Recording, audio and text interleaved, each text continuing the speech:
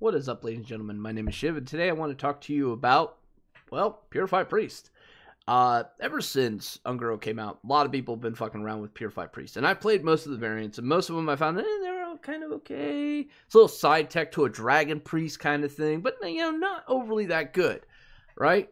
And we've been seeing more of a push towards a more Silence Priest, and I came across this today. It's from Savage. I found it on Hearthstone. There was no guide or anything on it. And I was like, well, I just got done playing one Silence Priest that I thought was actually not overly that consistent because it was getting the ass handed to it by fucking Druids and Mage and Paladins. We're just shitting all over it. It just felt like a horrible fucking deck to play amount of times. Like, the only times I could beat those decks was when I got some really good luck in my opening hand and the draws were just hitting on fire. Other than that, it was almost an unwinnable situation. So I was really left with a bad taste in my mouth with Purify Priest. And then I looked at this, I was like, you know what? It's almost the same thing, but there's some slight differences here. Could these differences make all that big of a difference? And I was like, all right, we'll try this out. Guys, I'm here to tell you it made a huge amount of difference for me. All right? A huge amount of difference. Now, we're going to go over why it made a difference to me. We're going to talk about the cards in it. And we're going to talk about some of the strategies, this and the other. And then we're going to see it in action. First off, I want to talk about the deck. I think this deck is actually pretty damn amazing. In comparison to a lot of the other Silence Priests that are out there, this deck actually rises above it. All other Silence Priest decks work on the principle of inevitability, right? Which inevitably means that they have to follow a certain step plan in order to achieve their goal. Well, this creates a huge kind of problem, all right? It creates predictability for how the deck is going to be played, all right? So what that means is your opponents can actually counterplay you if they know what these steps are. And this is something you're going to see quite a bit. We've seen Polymorph becoming a thing now in the meta because of decks like this. Not to mention, Paladins with their outdoor Peacekeepers and so on, so they'll know when to actually use what and gain some value off of it. And after they've neutralized your threats, you're left with nothing else in the deck, and you pretty much just fall apart. That's what a lot of games have felt like playing some of the other variants. Or you just got rushed down so quickly that there was nothing you could do. You never even had a chance. That's been my experience with Priest. Not this one. And the core reason behind this is the two differences from all the other decks, and that's the Dirty Rat and the Lyra Sun Chard.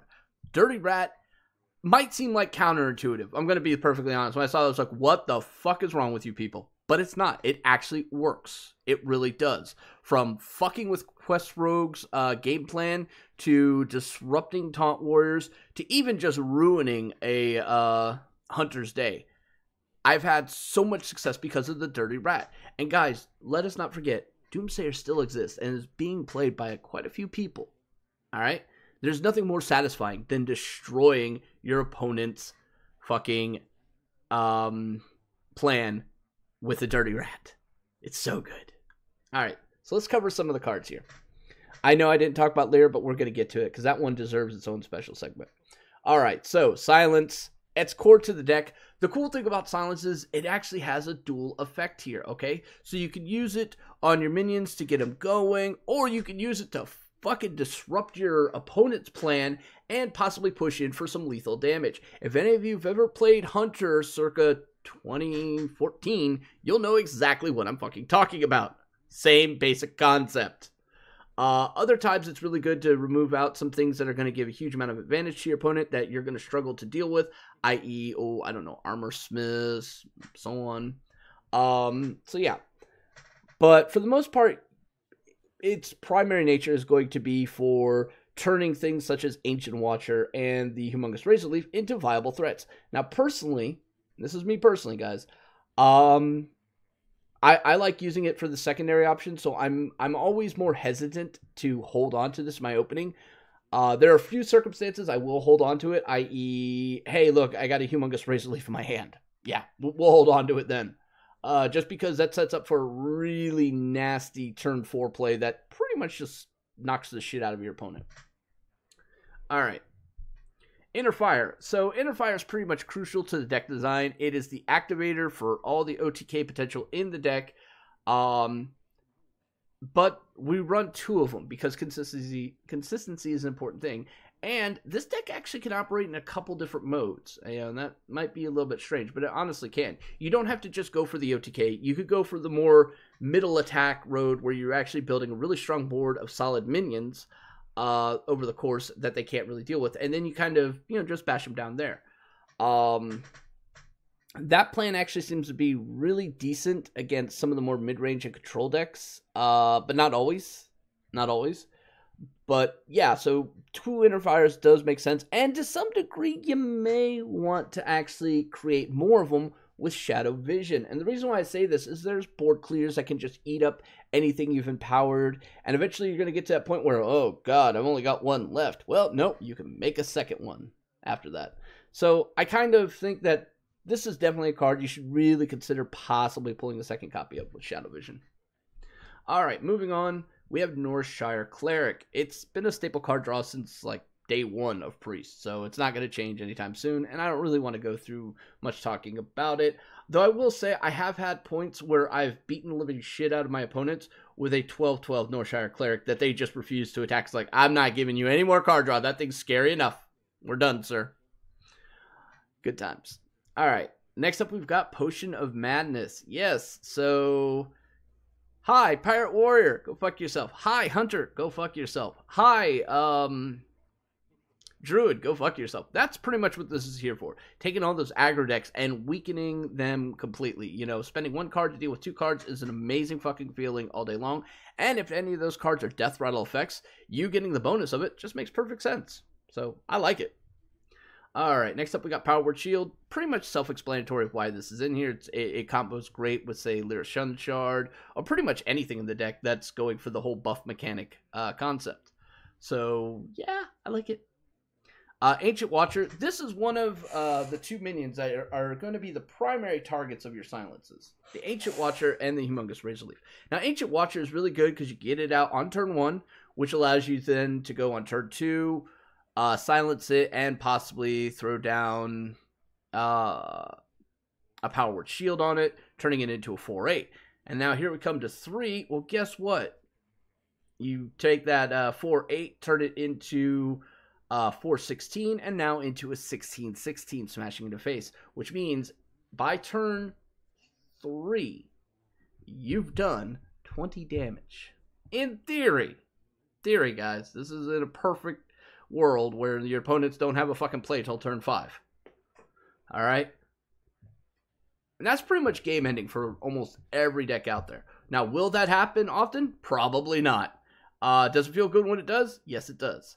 Most of the time, you're going to be using Ancient Watcher to tempo out your opponent's board and buy you time to build your hand and get your combo. Alright? This is a very easy target to keep alive.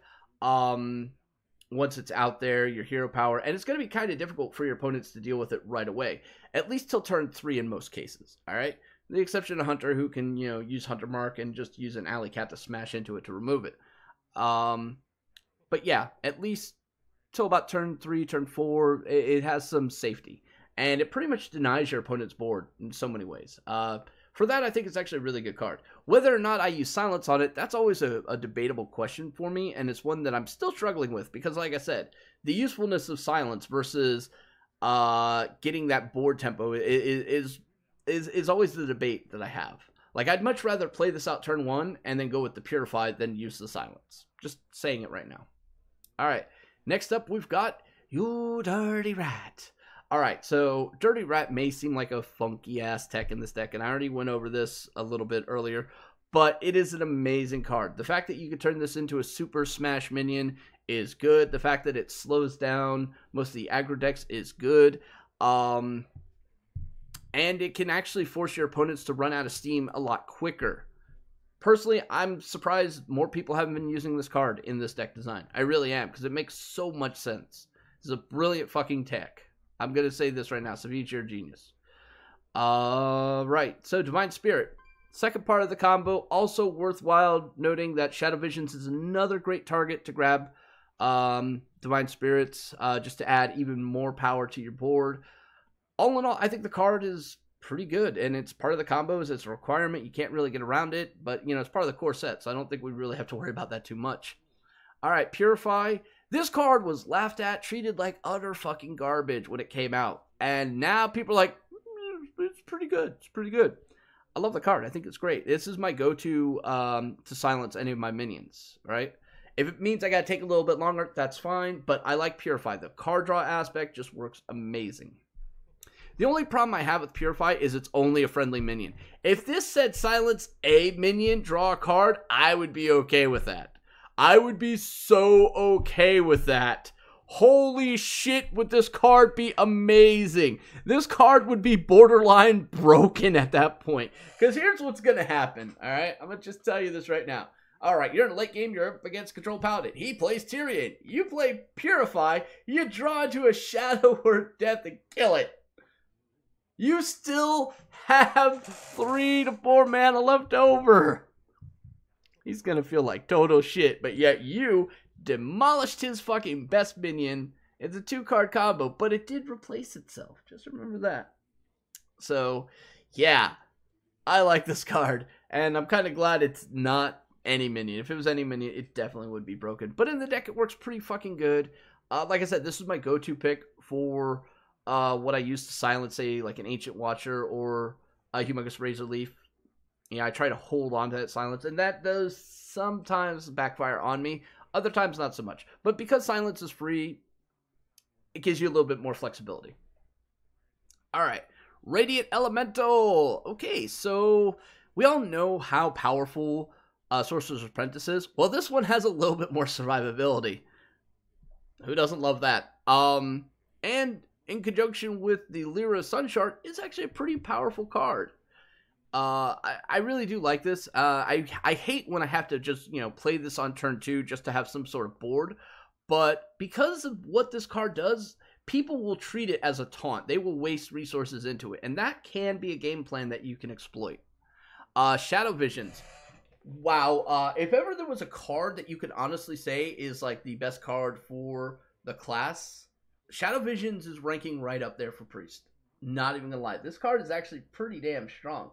A lot of people are like going, oh no, man, it's going to be that new 4-mana 2/6 taunt with the... Yeah, no. This card right here.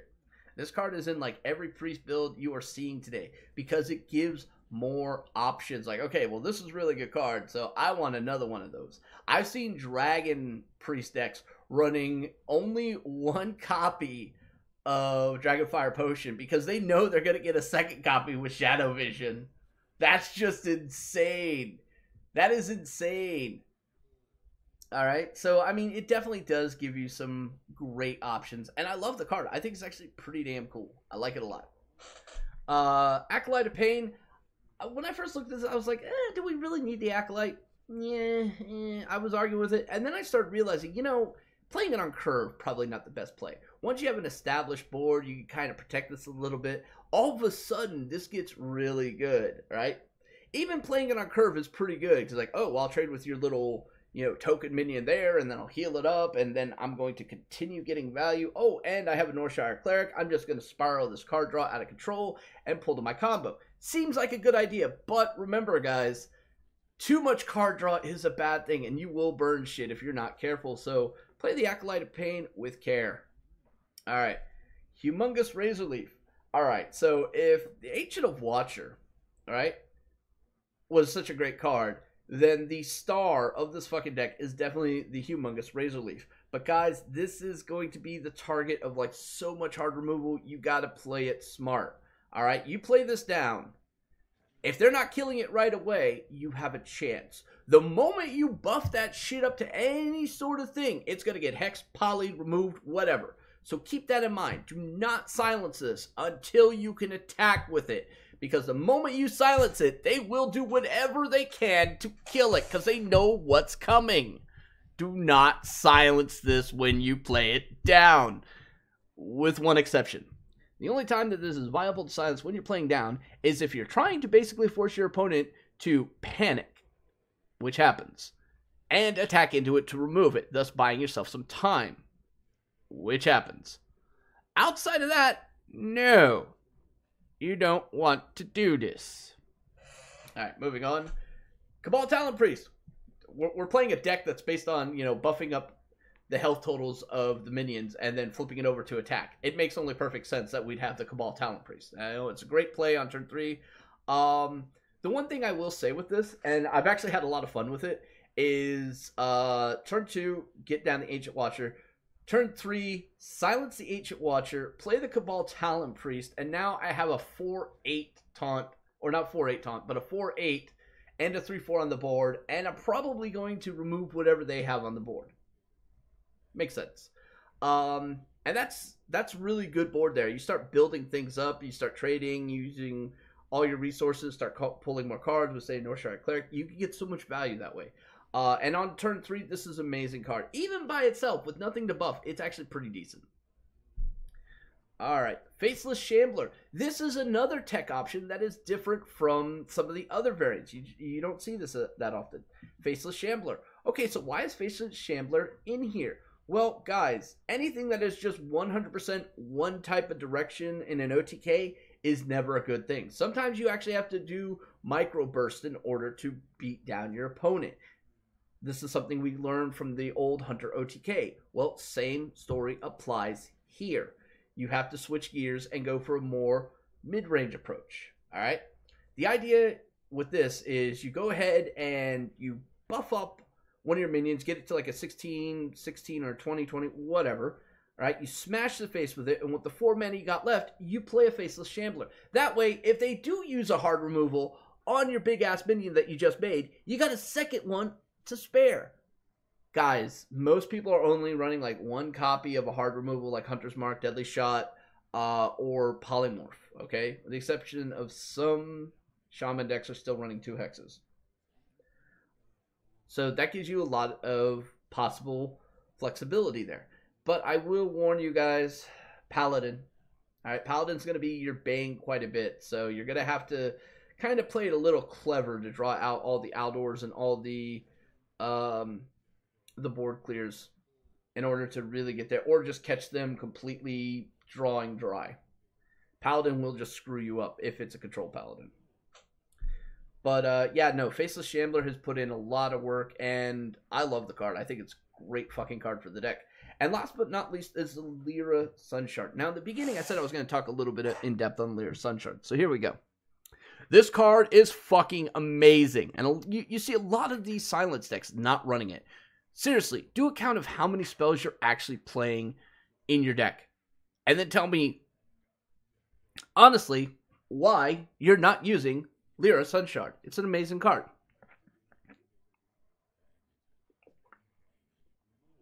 Yes, I talk too much. Alright. From pulling more tools to make your buff mechanic even more disgusting, to possibly finding some interesting solutions to problems that are present, Lehrer Son Chard is an amazing card. Plain and simple, amazing card. I kind of hate the fact that it's a legendary. I would love to have multiple copies of this because this does some insane stuff. This is the priest equivalent of a Gadgets and Auctioneer, all right? We don't want one that's just going to draw shit from our deck. No, we can't have that shit. Fuck no. We want shit that's going to give us a whole bunch of random shit from our class because our class is pretty fucked up and very situational. But you'd be surprised how RNG in a situational circumstance can be very beneficial. I'm not even kidding. There have been times I've pulled mind controls that led to victories. The Amber card led to a victory. Even a Holy Nova, Shadow Word Pain, Shadow Word Death, that led to a victory. And it's kind of this weird scenario like, hey, the deck probably could have used those cards to begin with, but the deck would be weaker because of it. Now, being able to suddenly pull these things out of thin air and then have them available makes a whole lot of sense. And when played in conjunction with the Radiant Elemental, holy shit, even more value. So yeah, this is probably the main reason this deck has done so well for me. It creates options out of nothing.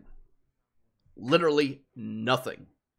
Those options can lead to some spectacular wins and possible reversals. This is something you're not going to get out of many of the other Silence Priest decks. Alright? Now, you might ask, well, is there a replacement for it? There is, you just don't play it, and your deck's nowhere near as effective. So, save up the 1600 dust, craft the fucker.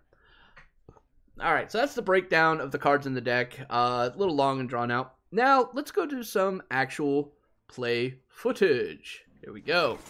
Alright, so starting off on turn 2, wanted to start the recording where we actually started making plays. We are up against a Quest Rogue. Alright, so I figured, well, hey, let's start getting this going a little early. Maybe we can pull some scenarios here. This is kind of a bad situation for us, not gonna lie. But at the same time, I'd much rather it soak like that than have that shit possibly turn into 5/5 smashing me in the face.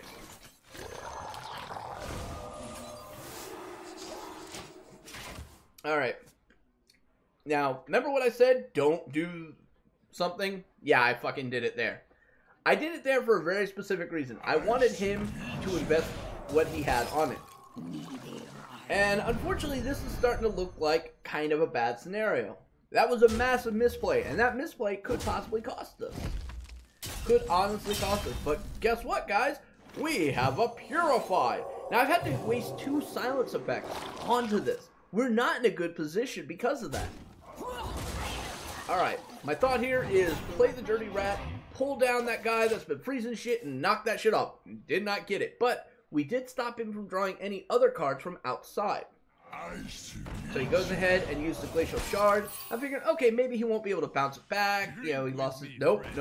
Fucking got that shit on lockdown. This guy got the best possible outcome of getting the bounce back mechanics. This is looking pretty grim. Our mistake is coming back to haunt us. Alright, so again, not in the best position at all. So I'm wanting card draw more than anything else because we need answers here. We need some sort of answer. And that's not a very good answer. Alright? He's just going to play down the freeze mechanic again, and he's just going to kind of sit, knowing full well that I'm not really in a position where I can do much. And he probably should be thinking about building his board up because he's getting really close. But he's also looking at being at 5-6 mana now. He's got to worry about a couple other things coming in. So he's going to play it cautiously. And I don't blame him for this. I really don't. He's just going to go with the hero power. And that's it. That seemed like a really weak play, to be perfectly honest with you. Alright, right, so we go for the trade. We're going to heal back up our Northshire Cleric. And we get the Potion of Madness. This affords us the option of a clear here. And we're going to do that. And now our board is expanding. His is dwindled. He has 3 cards left in his hand. And we have 4. But we also have a pretty decent board. Now, I'm arguing with myself whether or not I want to turn that into something more, and I opt not to, because it just doesn't feel right now. That would have been a bad play. So, realizing I've just cleared his board, knowing that he's really close to going for some Crystal Core action, he wants to ensure that he's going to have a board to maximize the potential of the Crystal Core, which he has just now activated.